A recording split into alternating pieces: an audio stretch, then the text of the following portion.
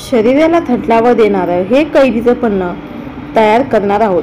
कैरीच्या पन्ह्याला बघा, रंग बघा किती सुंदर आलेला आहे।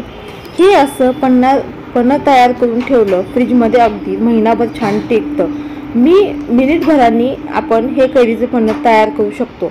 याच्या जरा सुद्धा साखरेचा वापर केलेला नाहीये, तरी सुद्धा हा इतका मस्त, इतकं सुंदर, बघता क्षणी प्यावं असं वाटणारं आणि शरीराला थंडावा देणारं कैरीचं पन्हं साध्या सोप्या पद्धतीत अचूक पद्धतीने कसं बनवायचं हे पाहणार आहोत। चला तर मग वेळ न घालवता पटकन रेसिपीला सुरुवात करूयात।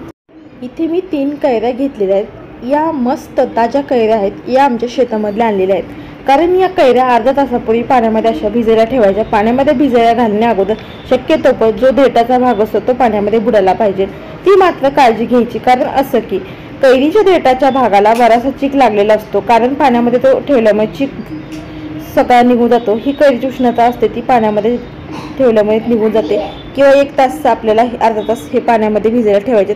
आता इथे मी स्वच्छ धुवून पुसून घेतल्या कैऱ्या पाण्यामध्ये ठेवून, आणि या कुकरच्या डब्यामध्ये ठेवून घ्यायच्यात आपल्याला कैऱ्या।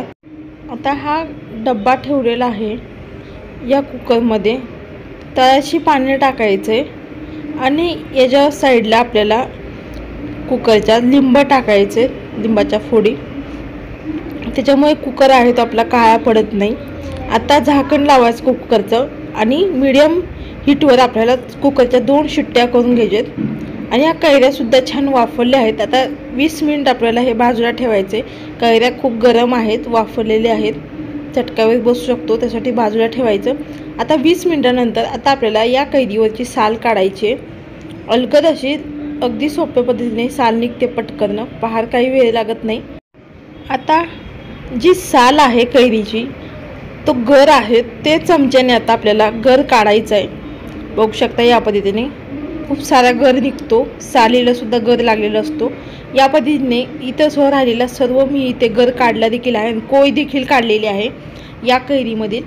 अशा पद्धतीने तिन्ही कैऱ्याचा इथे मी गर देखील काढून घेतलेला आहे, बघू शकताय।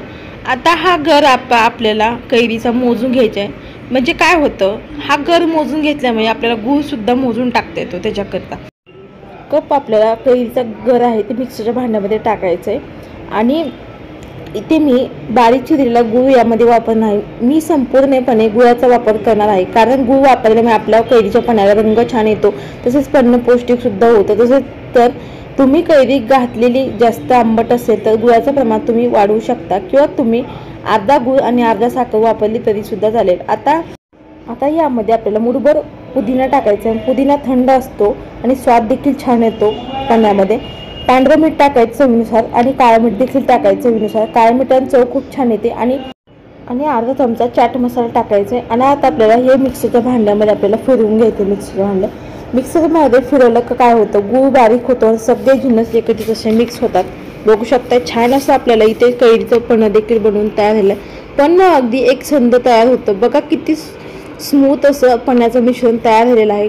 गूळ वापरल्यामुळे काय होतं, पन्ह्याचं पौष्टिक होतं। गूळ वापरल्यामुळे रंगही छान येतो। गूळ वापरले 1 मोठा चमचा भरून आपल्याला ग्लासमध्ये पन्ह्याचं मिश्रण घालायचे। मिश्रण घातल्यानंतर आता आपल्याला ह्याच्यामध्ये बर्फाचे काही खडे घालायचे।